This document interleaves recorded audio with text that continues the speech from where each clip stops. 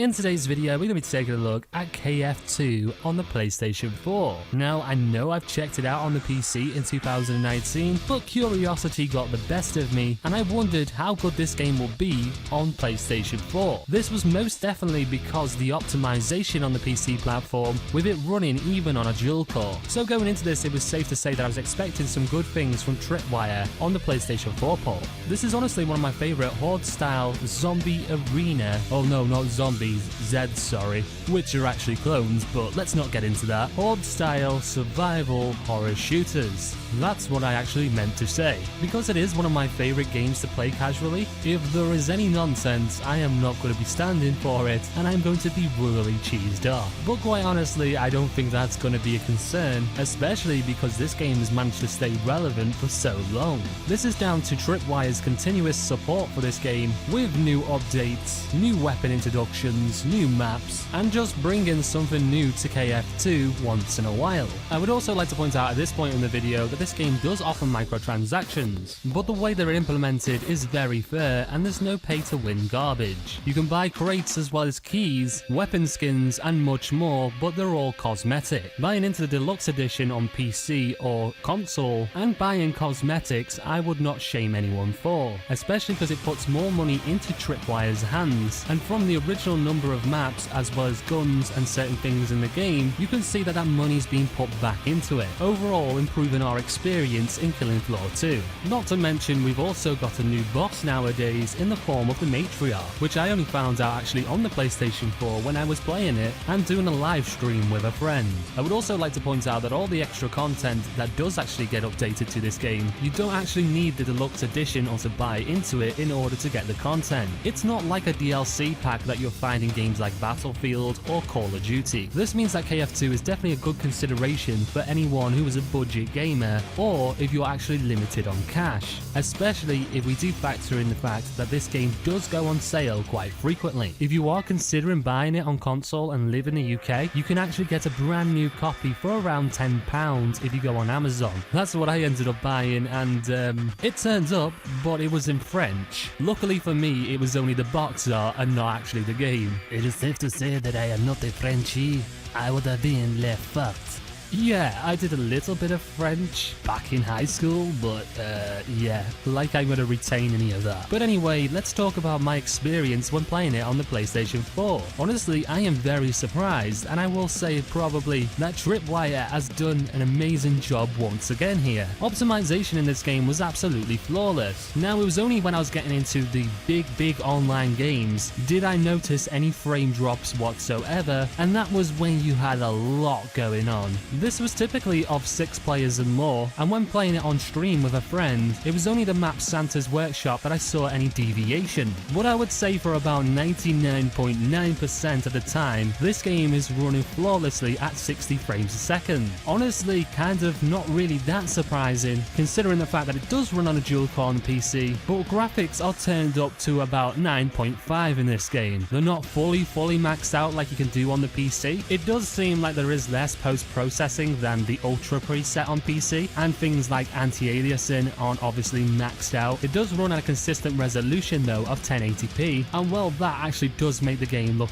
really good. And as you would obviously guess, there's no Nvidia proprietary GameWorks features in this game. Again, it's not like we expected that given the architecture of the PlayStation 4. Overall, for looks and optimization, I would have to give it a 10 out of 10. Honestly, this was one of the most fluent experiences that I've had on console. It has felt a lot more smoother than other games that I've played recently, FPS ones, on this platform. Playing multiplayer as well was fantastic because it seems like no features have been lessened just because the platform isn't as capable as PC. All the same game modes are incorporated, also all the same weekly and daily tasks are there. One thing though that I will point out is the achievements are actually different. Well, they're actually called trophies on the PlayStation 4, but kind of the same. Let's not get stuck on particulars. The trophy system in KF2 on the PS4 is not nearly as flushed out as it is on PC. This means for the majority of achievements on the PlayStation 4, a lot of it is just collecting the items around the map.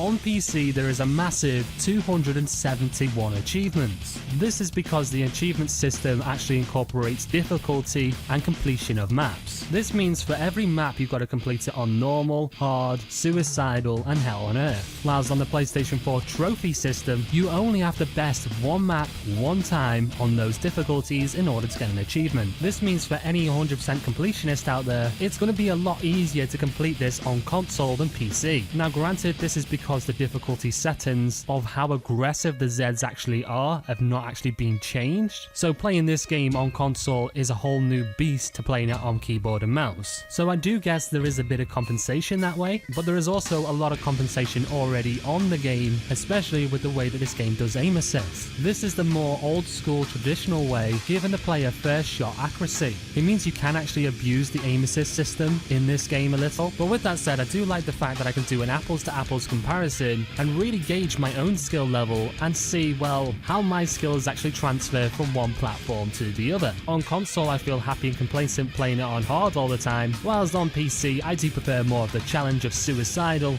and even sometimes if I'm feeling extra dangerous I will go to hell on earth. Personally, Killing Floor 2 has a different vibe on both platforms for me. On console I feel like it's a real casual experience. I don't mind sticking it on normal and hard and just sitting back and relaxing and playing the game. But on PC, however, I do actually enjoy challenging myself with those difficulties. The PSN community seems like a bit of a mixed bag. You've got what seems to be more dedicated players that know and understand a deeper meaning of Killing Floor 2, and then you've got the real casuals that don't know what they're doing. Maybe they're playing it for the first time, maybe they're just, I don't know, they don't care sort of thing. Who's to say what's on anyone's mind? There was no shadiness from the community from what I could see. No one using cheats or hacks that I could tell of. The multiplayer experience was actually fantastic. I don't really have a way of finding out player bases on console and how many people are actually still playing, but what I can say is that I never found an issue with getting into a server, and most of the time there would be about 4 players already in it. I didn't find the game particularly laggy or even have a connection issue when playing the game. Well, if you don't count me DCing when live streaming because my internet sometimes has issues. There was no rubber banding or hit detection issues, and I am from the region of EU, although not a part of the EU.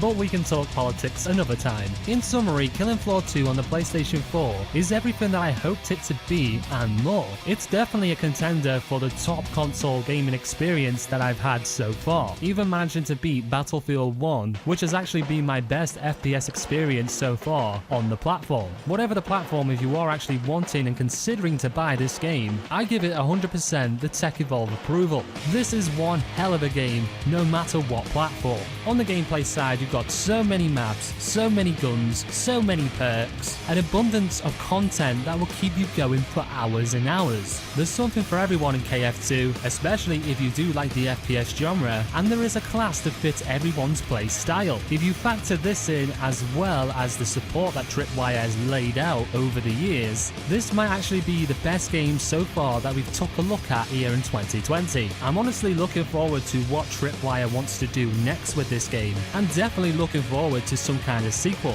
That will probably be available on the PlayStation 5 though, so we probably need to wait a little. In summary, Killing Floor 2 is a 5-star game in 2020, regardless of platform and preference to play it. With that said, we're going to end this video here to make it not too long, because quite honestly I could probably talk about KF2 for about 30 minutes in a video. There is just so much to cover when it comes to this game, and quite honestly I think it's absolutely awesome. I mean, come on, Z time kills. Can you get any cooler than popping the heads off clones? I don't think so. With that said, if you did actually enjoy this video today, then giving it a like would be absolutely amazing. If you're new to the channel and this is the first video that you're watching, please subscribe to this channel. I do weekly content. Sometimes the quality is questionable, but it all is game related, and you'll probably find that the Team Tech Evolve community are just like-minded gamers just like you. Anyway, I've been Jaguar. Keep on killing, keep on slaying, and I'll see you in the next video.